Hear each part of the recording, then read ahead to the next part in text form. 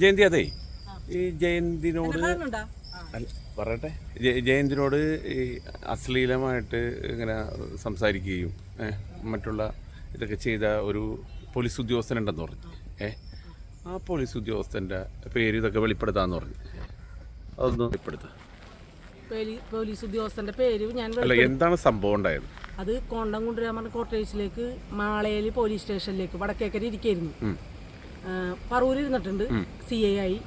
പിന്നെ കുറച്ച് നാൾ മാത്രമേ വടക്കേക്കര ഇരുന്നിട്ടുള്ളൂ CI ആയി. പിന്നെ അവിടുന്ന് മാളയിലേക്കാണ് പോയത്. അപ്പം ആ മാളയിലേക്ക് ക്വാർട്ടേഴ്സിലേക്കാണ് ചെല്ലാൻ പറഞ്ഞത്. കോണ്ടവുമായിട്ട് മാള ക്വാർട്ടേഴ്സിൽ. അപ്പം ഞാൻ മൂത്തോന്നത്താണ് അന്ന് താമസിക്കുന്നത്. മാളയിൽ ക്വാർട്ടേഴ്സിലോട്ട് ചെല്ലാൻ പറഞ്ഞു. അപ്പോൾ അവിടെ പരിചയക്കാരുണ്ടോയെന്ന് ചോദിച്ചു എന്നോട്. മാളയിലാണല്ലോ, പരിചയക്കാരില്ലാന്ന് ഞാൻ പറഞ്ഞു. ഞാൻ വേഗം തന്നെ ഓട്ടോറിക്ഷ വിളിച്ചിട്ട് വടക്കേക്കര പോലീസ് സ്റ്റേഷനിലോട്ടാണ് ചെന്നത്. CO ഓഫീസിലോട്ട് ലൗഡ് സ്പീക്കറിലിട്ട് കേൾപ്പിക്കുകയാണ് ചെയ്തത്. അവിടെ നിന്ന് ഉദ്യോഗസ്ഥന്മാരെല്ലാവരും കേട്ടിരുന്നു. ആരാണ് ആ ഉദ്യോഗസ്ഥൻ? ആ ഉദ്യോഗസ്ഥരുടെ പേര് വെളിപ്പെടുത്തിയാൽ ഇവർ സ്വാധീനിച്ച് സാക്ഷി പറയാൻ അവരെ ഇത് ചെയ്യും.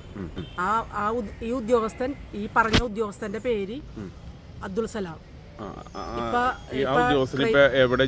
ഇപ്പൊ crime narcotic DSP Ernakulam narcotic ACP ACP ആണ്. നാർക്കോട്ടിക് സെല്ലിലെ ഉദ്യോഗസ്ഥനാണ്. അതെ, നാർക്കോട്ടിക്കിൽ എറണാകുളം. അയാളുടെ പേര് അബ്ദുൾ സലാം. ഈ അബ്ദുൾ സലാമാണ് ഈ ജയന്തിയോട് കോണ്ടവുമായിട്ട് ക്വാർട്ടേഴ്സിലേക്ക് ചെല്ലാൻ പറഞ്ഞത്. അതെ, അതിലൊരു ഞാൻ മൂത്തൂന്നത്ത് താമസിക്കുന്ന സമയത്താണത്. അത് അന്ന് ഈ സാറുമാരൊക്കെ കേട്ട ഒരു ആശ്വാസത്തിൽ പോന്നു. പിന്നെ ഇയാൾക്ക് നമ്മൾ കൂടുതലും ചിന്തിക്കണത് ഇവരൊക്കെ ചെയ്യണ വിക്രിയകൾക്ക് ഇവരുടെയൊക്കെ ഒന്നും അറിയാത്ത ഭാര്യമാര്, നിരപരാധികൾ, എൻ്റെ ഭർത്താവിയെന്ന് ഓർത്ത് വീട്ടിൽ പ്രാർത്ഥിച്ചിരിക്കുന്ന സ്ത്രീകളാണ്. അപ്പൊ അതൊരു ബുദ്ധിമുട്ട് വേണ്ടാന്നോർത്ത് ക്ഷമിക്കുമ്പോ ഇവരൊക്കെ വലിയ വലിയ മാന്യന്മാരും ജയന്തി അങ്ങോട്ട് കേസിന്റെ എണ്ണം കൂട്ടി വളരെ മോശക്കാരിയായി മാറി. അപ്പൊ അത് നമ്മൾ വെളിപ്പെടുത്തുന്നത് അതുകൊണ്ടാണ്. ഇവരൊക്കെ പല കാര്യങ്ങളും, പലതരത്തിലുള്ള ലൈംഗിക ചേഷ്ടകളും പലതരത്തിലുള്ള ഇതുകളും പറയുമ്പോൾ കേസൊക്കെ ഉള്ള ആരോപണങ്ങളാണെന്ന് പറയും. അപ്പൊ അതും വേണ്ട. പിന്നെ അതുപോലെ ഒന്നും അറിയാത്ത സ്ത്രീകൾ ഇവരൊക്കെ പുറത്തോട്ട് പോയപ്പോ, എനിക്കാണെങ്കിലും ഇപ്പൊ ഹസ്ബൻഡ് അവർ പുറത്തോട്ട് പോകുമ്പോ അവരെന്തൊക്കെ ചെയ്യണമെന്ന് ഒരാൾക്കും അറിയാൻ പറ്റൂല. വീട്ടിലൊക്കെ വല്ല മാന്യന്മാരാണ്. ചിലവർ കണ്ടിട്ടുണ്ടാ ഭാര്യമാരുള്ളപ്പോ മറ്റു പരിചയക്കാരോട് മിണ്ടൂല. അവരെ നമുക്ക് കൂടുതൽ സൂക്ഷിക്കണം കേട്ടോ. അത് അപകടമാണ്. നമ്മള് നല്ല മനസ്സുകൊണ്ട് നമ്മളില്ലേ, നമ്മളുടെ മനസ്സാണ്. അല്ലാണ്ട് നമ്മളിപ്പോ എത്ര നല്ലവരോടും എത്ര ചീത്തവരോടും ഒക്കെ നമുക്ക് ഇടപഴക. ആര് ചീത്ത നല്ലതും പറഞ്ഞ് ജനിക്കണില്ല. ഓരോ സാഹചര്യങ്ങൾ മനസ്സിൽ. ഇപ്പൊ ഈ ഉദ്യോഗസ്ഥന്മാർ നല്ലതാണെങ്കിൽ ഈ ജയന്തി ഇപ്പൊ ഇങ്ങനെ ഈ യൂട്യൂബിന്റെ മുമ്പിലൊന്നും ഇങ്ങനെ പറയണോ? ഈ പോലീസ് ഉദ്യോഗസ്ഥരായിട്ടല്ല, ഇത്തരത്തില് ഇങ്ങനെ കോണ്ടവുമായിട്ട് കോട്ടേഴ്സിലേക്ക് വരാൻ പറഞ്ഞ് അത്രയും ജയന്തിനോട് ഇങ്ങനെ പറഞ്ഞ ആ ഉദ്യോഗസ്ഥൻ ഈ വടക്കേക്കര CI ആയിരുന്നു. പറവൂർ CI ആയിരുന്നു. പിന്നെ എവിടെയൊക്കെയാണ് ഇരുന്നിട്ടുള്ളത്? പിന്നെ ഇടുക്കിയിലൊക്കെ നെടുങ്കണ്ടം കേസിലൊക്കെ ഈ ലോക്കൽ ഏരിയയിൽ ഇവിടെ രണ്ടിടത്താണ് ഇരുന്നതായിട്ട് അറിയാവുന്നത്. ഇപ്പൊ നാർക്കോട്ടിക് സെല്ലിലെ DYSP ആണ്. അങ്ങനെ വേറെ ഉദ്യോഗസ്ഥനാണ്. ACP ആണോ DYSP ആണോ അറിയില്ല. റാങ്കിൽ തന്നെ ഇരുന്നുകൊണ്ടാണ് DSP റാങ്കിൽ തന്നെ ACP ആയിട്ടുള്ള ഇതുണ്ടൊക്കെ ഉണ്ടല്ലോ നാർക്കോട്ടിക്കിനൊക്കെ. നമുക്ക് അയാളുടെ പേരെന്താണ്? അബ്ദുൾ സലാം എന്നാണ്. ഇത് വെളിപ്പെടുത്തി കഴിയുമ്പോ വെളിപ്പെടുത്തി കഴിയുമ്പോൾ ഒരുപാട് പ്രശ്നമില്ല. ചേട്ടനനിയന്മാരൊക്കെ ജോലിയിലുള്ളവരൊക്കെ ഒരുപാട് ദ്രോഹിച്ചിട്ടുണ്ട്. മനസ്സിലായി. ഇതേപോലെ പല വെളിപ്പെടുത്തലിലും പോലീസുകാർ ഒറ്റക്കെട്ടായിട്ട് എന്നെ ദ്രോഹിച്ചിട്ടുള്ളൂ. ഇതുവരെ പോലീസുകാർ കുറ്റം ചെയ്തിട്ട് ഏതെങ്കിലും ഒരു തന്നെ ശിക്ഷിക്കപ്പെടുന്നുണ്ടോ? ശക്തരാണ്. ഇപ്പൊ ACP ഇനി പ്രമോഷൻ ആവാൻ അയാൾക്ക് ഒരു ബാല്യം കൊണ്ട് SP റാങ്കിലൊക്കെ വരാനുള്ള ഒരു ബാല്യം കൂടി ഉള്ളവനാണ്.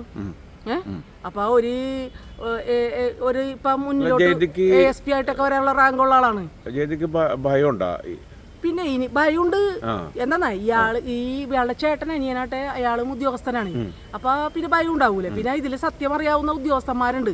അവര് റിട്ടയർഡ് ആയെങ്കിലും ഇനിയിപ്പോ എന്ത് പറയൂന്നൂടാ. എല്ലാവർക്കും അറിയാവുന്ന കാര്യങ്ങൾ തന്നെയല്ലേ, അവരൊക്കെ കേട്ടതല്ലേ. പക്ഷെ ഈ ഉദ്യോഗസ്ഥന്മാരെ യൂണിഫോമിന് ഒരു പവർ ഉണ്ടല്ലോ അവർക്ക്. യൂണിഫോമിന്റെ പവർ ഒന്ന് പവറാണല്ലോ. ഒറ്റക്കെട്ടായിട്ട് കഴിഞ്ഞ് ദൈവം കൊടുക്കും ശിക്ഷ. ജയന്തിയാണ് പറയണത്. എന്നെ ദ്രോഹിച്ചവന്മാർക്കൊക്കെ ദൈവം കൊടുക്കണ്ടേ. എന്നാ ഈ ആരുമില്ലാത്ത സ്ത്രീകളെ ഒരൊറ്റക്കുള്ള ഒരു സ്ത്രീനെ ദ്രോഹിക്കണതിന് ഒരു പരിധിയുണ്ട്. മനസ്സിലായ? ഇവര് മറ്റുള്ളവരോട് പ്രശ്നം ഉണ്ടാക്കുക കേസ് കൊടുക്കുക അങ്ങനെ പറയണ ആൾക്കാരാണിതേ. മനസ്സിലായല്ലേ? സംരക്ഷിക്കണം ഒരു കൈ പോലും എനിക്ക് ഉണ്ടായിട്ടില്ല ഈ പോലീസിൽ. ഞാൻ ഇവരോടൊക്കെ എന്ത് തെറ്റ് ചെയ്തിട്ടാണ്?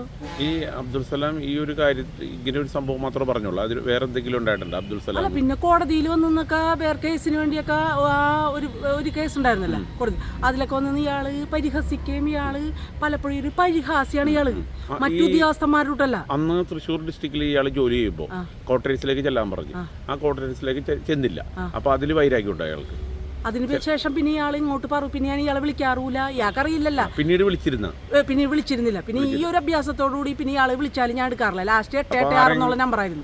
ആരെങ്കിലും ഉദ്യോഗസ്ഥന്മാര് പുള്ളിയോട് പറഞ്ഞിട്ടുണ്ടാവും ഇങ്ങനെ ഒരു സംഭവം ഉണ്ടെന്നൊക്കെ ചിലപ്പോൾ സൂചിപ്പിച്ചിട്ടുണ്ടാവും. പിന്നെ ഇയാള് നമ്മളുടെ ഇവിടെ ഈ പരിസരത്തേക്ക് വന്നിട്ടില്ല. പിന്നെ നമ്മളും ഇയാളെ വിളിക്കാനൊന്നും ഇയാൾക്ക് പിന്നെ നമ്മളെ വിളിക്കേണ്ട ഒരു ആവശ്യം വന്നില്ല. ജയന്തി മറ്റു പോലീസ് ഉദ്യോഗസ്ഥരോട് ഇത് പറഞ്ഞു അല്ല, അത് പറഞ്ഞു കൊടുത്തിട്ടുണ്ടാവും. എന്നാ നമ്മൾക്ക് ഇതിന്റെ ഉള്ളിൽ തന്നെ മിത്രങ്ങൾ ശത്രുക്കൾ ചിരിക്കണതൊന്നും നമ്മളെ നോക്കി ചിരിക്കണവരൊന്നും നമ്മളെ സ്നേഹമുള്ളവരല്ല. നമ്മളെ കാണുമ്പോൾ ചിരിക്കും, പോയി കഴിയുമ്പോ പല്ലിറുമ്പും. അങ്ങനെ പല സംഭവങ്ങളും ഉണ്ടായിട്ടുണ്ട്. ഈ നമ്പറേ, ഫോൺ നമ്പറിന്റെ കാര്യം പറഞ്ഞല്ല, അവസാനം എത്രയാണ് അയാളുടെ നമ്പർ എന്ന് പറഞ്ഞു? 886 അതായിരുന്നു നമ്പർ. ആ നമ്പർ അതെനിക്ക് കാണാണ്ടറിഞ്ഞൂടാ. എന്റെ പുസ്തകത്തിൽ ഇപ്പോൾ ഞാൻ എഴുതി വെച്ചിട്ടുണ്ട് ആ നമ്പർ. ആ നമ്പർ എന്റെ കയ്യിലുണ്ട്. അല്ല, ഇത് മുമ്പും പറവൂരിരുന്നപ്പോഴും ചെറിയൊരു പ്രശ്നത്തിലോട്ടൊക്കെ പോയതാണ്. പിന്നെ അതൊക്കെ അങ്ങനെ അടിച്ചമർത്തി കളഞ്ഞു. അത് ഒരു കോട്ടുവള്ളി ആ സൈഡിലുള്ള ഏതൊരു സ്ത്രീ, അങ്ങാടുള്ള ഏതൊരു സ്ഥലവും. അപ്പൊ അതെ അതെ അതെ, അത് പിന്നെ തല്ലിക്കടത്തി കളഞ്ഞു. സംഭവം ഉണ്ടായിട്ടുണ്ട് മോശമായിട്ടുള്ളൊരു. പിന്നെ ഇയാള് വേറെ പല സ്ത്രീകളായിട്ട് പല പ്രശ്നമുണ്ട്. പിന്നെ ഇതൊക്കെ ഇവരൊക്കെ പിന്നെ ഇരുന്ന് ഞെരിക്കും. പിന്നെ ഇവർക്ക് ചെന്ന് പറയാനും ഇതൊക്കെ അവസാനിപ്പിക്കാനും. പിന്നെ അവരൊക്കെ ഫാമിലി ഉള്ളവരുണ്ട്, അവരും അടങ്ങിയാണല്ലോ. പിന്നെ പോലീസാണല്ലോ. പിന്നെ അതുപോലെ CI ആണല്ലോ. പിന്നെ എന്റെ അനുഭവം ഓർത്ത ആൾക്കാർ പേടിച്ചിട്ട് എന്നാ എന്നെ ഇങ്ങനെ ഇട്ട് ദ്രോഹിക്കണത്. എന്റെ കേസുകളൊക്കെ ഒന്നിങ്ങനെ നോക്കിയേ, എന്തെങ്കിലും കഴമ്പോൾ എന്തെങ്കിലും കേസ് ഉണ്ടാകുന്നു. ഒരു എന്തെങ്കിലും 7 വർഷത്തിന് മുകളിലോട്ട് ശിക്ഷിക്കണത് വെറുതെ വിടുന്ന കേസുകളാണല്ലോ. അത്രക്കും എന്താ വെറുതെ ഇട്ടങ്ങോട്ട് റിമാൻഡ് ചെയ്ത് വിടണല്ല. മനസ്സിലായ? അത് കോടതി തന്നെ ചോദിച്ചിട്ടുണ്ട്.